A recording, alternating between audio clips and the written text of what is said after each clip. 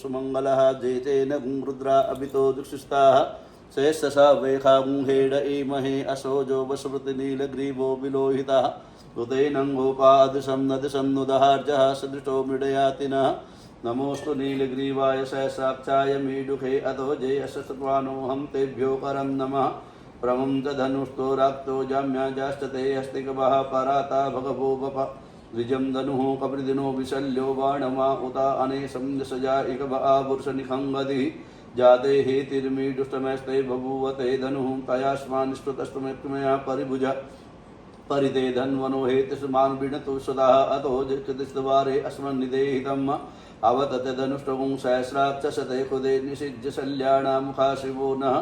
सुमना भवा नमस्त आयुधायानां तथा यदि सवे उवाभ्यामुतते नमो बाहुभ्यां तव धन्वने मानो महं तुमुतमानो अर्भकं मानुक्तं तुमुतमानुक्तितं मानो वदेहि पितरं नोत मातरं मानः प्रियस्तन्नो रुदरीरिकः मानस्तोकेतने